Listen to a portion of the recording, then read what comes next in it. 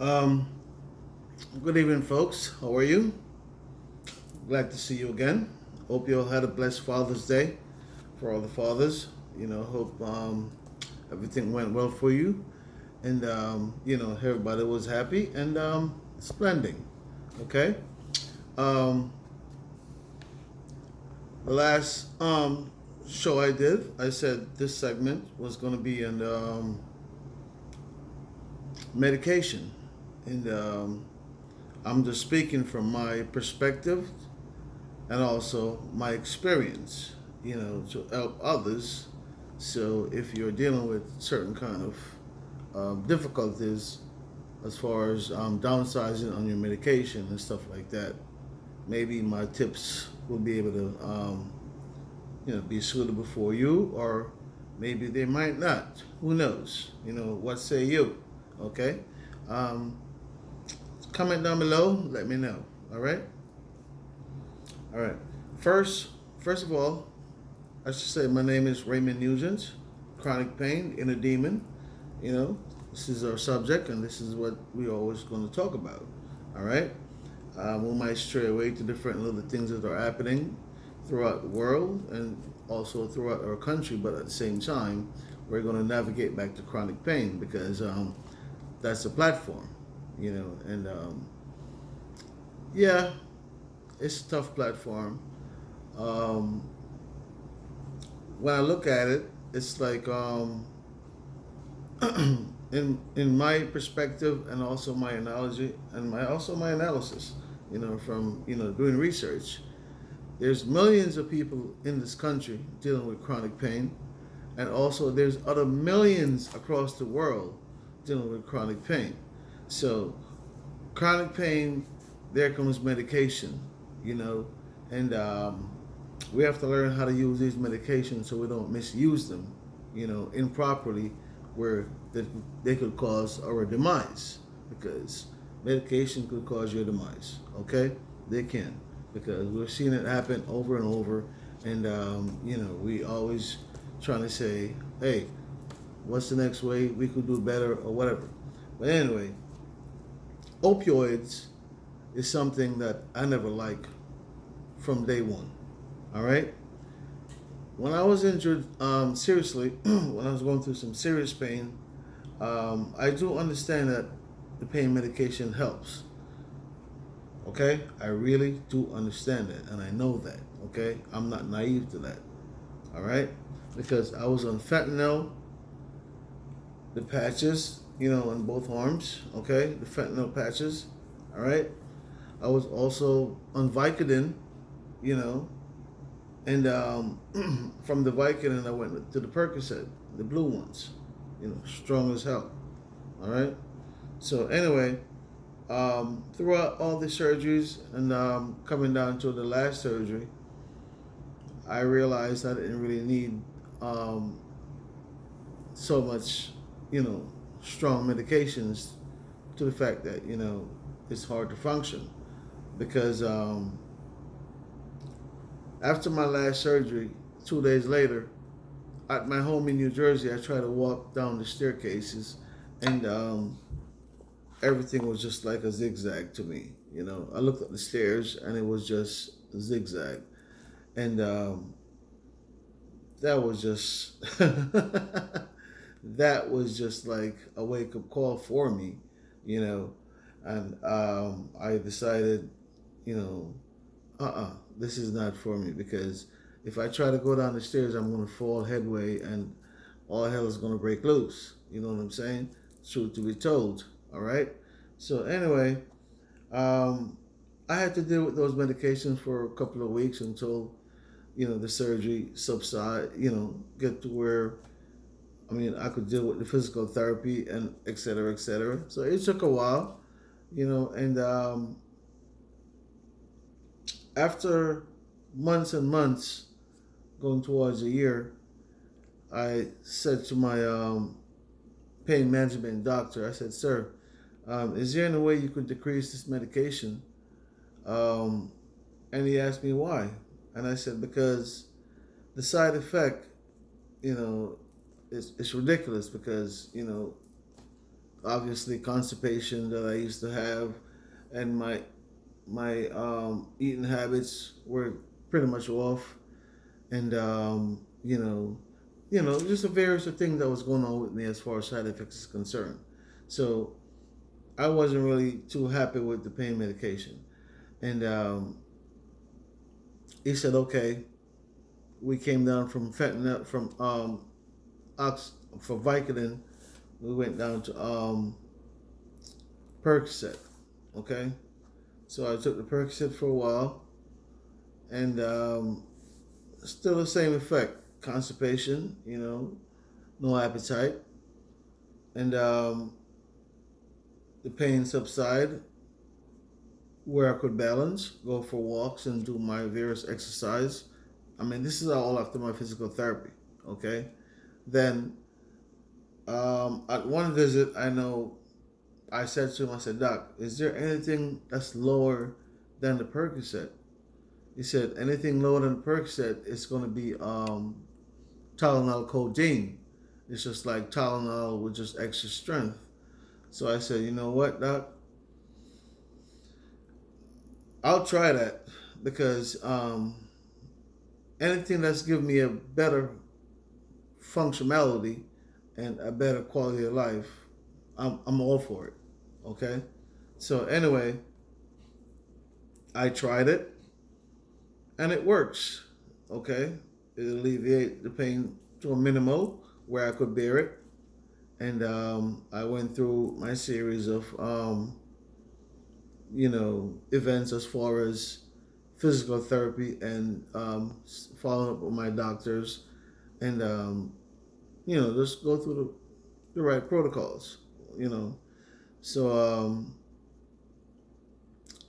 after my surgeon and I, when he came to the conclusion that this is the way I have to live, it took a while to accept, but I accepted.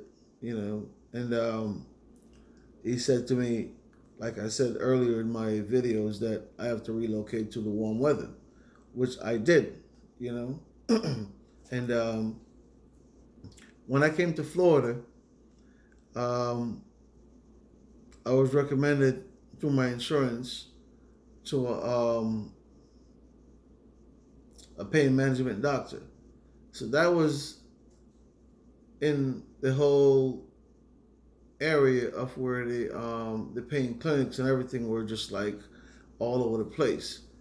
So when I came to Florida, I was a little apprehensive about dealing with the doctor with this stuff because Florida was inflated with the opioid epidemic at the time when I came here, and I said to myself, wow, this is really an eye opener, because I thought I saw it all up in New Jersey, but when I came to Florida, it was a different story, And I said to my doc, I said, listen, I'm still trying to figure out what works for me from what not worked for me as far as, for me to prolong my life as far as quality is concerned.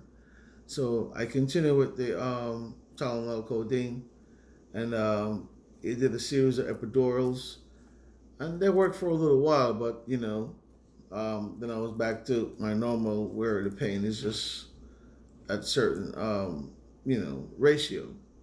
So he had mentioned to me that they could put a device inside where they hooked up two wires to my spine, and I have a remote control that controls the the medication.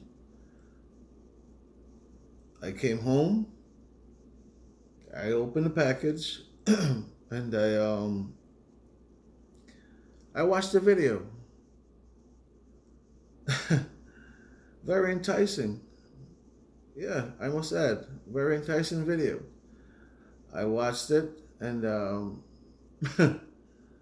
I said to myself, man, Ray, with all what you went through, this is like just another episode, And I said, but at least this episode you could say no to, And I did say no to it because I didn't really want to walk around with a remote control that controls, you know, pain medication in my system and how it's being dispensed. You know what I'm saying? So I said no to that surgery. So anyway, I was stuck on the Tylenol codeine for a little while until I learned how Florida weather works.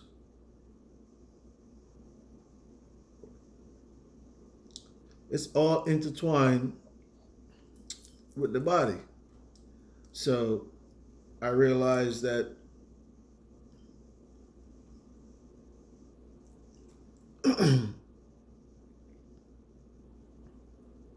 whenever there's hurricane season, it wreaks a havoc. But by me documenting it over the period of years, um, it's more like a 3 4 week havoc for me. You know what I'm saying? Versus um, months and months of havoc living in the cold. Okay, so I learn, you know, learn, educate myself, and figure out what part of the year is the worst time for me here in Florida, and how I could deal with it. So um, I started to, do a little bit better once I, started to get more exercise and, be more outdoors. The quality of life becomes a little bit more easier for me. And yeah, I started to feel more better. So one visit, I went back to the doctor's office and I said, "Sir, is there anything you could do lower than the Tylenol codeine?" And he assured me that the only other thing you could do is an external cream that you use on the back, on your back. So it's actually two tubes that you have to use, to mix both of them together so it could help in the back. And I've been using that now for quite a while, over a few years, and it seems to work for me, and I don't really use it constant. I mean, I use it when it needs to be, okay? But one of the reasons why I'm saying this is because pain medication, could be easily misused and also accidentally misused, you know. So we've seen too many episodes where, we have seen a lot of tragedies because of misuse of pain medication. Because you have to understand, um, when you get into certain tragedies, just like the one I've been through, these medication they're administrated to you in certain influx. So you have to be the one to be able to discipline yourself and say, okay, it says take two per day. One in the morning, one in the afternoon, and that's it. You can't just be taking them like as please, because then it's going to cause some kind of catastrophe, which you and I really don't want to see in our lives, because it'll make our family sad. So we don't want to see that. So pain medication get misused, very easily, and I'm not blaming no one for that, because few things I learned from going seeing these doctors and picking their brain. I remember I asked a few doctors. I said, "Listen, is this thing addictive?" And they'll say to me, "No." Then I ask other doctors, and then they'll say to me, "Yes." So you and I, as patients, have to read between that fine line and come to a conclusion. I came to a conclusion in myself and in my mind and in my opinion that these things could be addictive. You know what I'm saying? It's just the way how you use them. Because they're really dispensing to you in enormous numbers. You know what I'm saying? So it's up to you, or you administrate, these pain medication as far as the way they were labeled for us to intake, So some people do get carried away, and we need to put a lid on that because opioids is a leading killer in this country. I'm not saying it's number one, but I'm saying it's just a long list, very long list, and we need to cap that, and if we could cap that, then we're doing something right. You know what I mean? Because especially in a time like this where we have the COVID-19, we just you know went through an entire 2 weeks of demonstration with the George Floyd incident. Rest in peace, my brother. You know what I mean? But at the same time, people were also confined in their homes for weeks, because of the COVID-19. So all of that claustrophobia and things, bills, headaches, heartaches, graduations, job lost, and just to be aware of this demon that's out there as far as COVID-19 is concerned. We're trying to stay sheltered from it, and it's overwhelming. So people are overwhelmed. So when you're overwhelmed, sometimes the weaker intend to go towards popping pills, and I don't really think that's the way to go. Talk to your family members and see if you could try to figure a way how to curb that, because it could cause your demise, easily. Misuse of medication. And that's one of the reasons why I want to talk about it, because the misuse of medication costs a lot of lives, and we need to curb that, okay? Because we can, all right? This is America. We can do anything, all right? Just remember that. Celebrities, football players, basketball players, soccer players, they could all tell you about chronic pain because they live with it. Because most of them, after they're retired, they live with certain chronic pain. But, they do their stuff in moderation so they could prolong their lives with their family. So why can't we? Okay? All right? So we know we can. All right? And I know you can. All right? So comment down below, subscribe, give me a thumbs up. Let me know what you think. All right? Because we're here and we're here to stay. All right? So we're not going to do nothing silly just to end our lives. All right? Because 2020 is a new year. Even though the year is pretty much halfway, and we have seen so many eye openers that happened, in 2020. Okay, so far the COVID-19, which is history. Now we have George Floyd situation, which is also a history. Okay, and 2020, at the end of 2020, it's just going to be a lot of tears. Okay, when you're looking back at 2020 and say remembering 2020, our eyes are going to be filled with water. Okay, because for a lot of us, I'm sure, just like myself, we wish we could skip past 2020 and go to 2021. Folks, you know what I'm talking about, because 2020 is just too bitter. You know what I'm saying? So we wish we could skip past this and go to 2021. But, that's not the case. We have to ride it out. We have 6 more months to go. Who knows what's going to happen with those 6 months? Only God. All right. So, we just want to, stay positive and do what's right. You know what I mean? And for all my subscribers, I appreciate you. My listeners, I appreciate you as well. And, I'm just trying to, see what I could do on this channel as far as, just throw some stuff out there that, could educate some of the people who don't really understand that there's another way out as far as, how you go about, regulating your life. So, you can make a change and make a big difference. Chronic pain is not easy to deal with. You know what I'm saying? We know that. And something I never touched on with this chronic pain subject is because it's very touchy, and I didn't want to touch it, but I'm going to touch it. Chronic pain, a lot of people succumb to suicide from chronic pain, okay? And we're trying to cut that rate down, You see what I'm saying? To zero, if we can. All right, because not everybody could bear certain things, and that's understandable. But we're going to fight. And we're going to stand firm, and we're going to keep fighting. All right, because that's the only way we're going to save lives.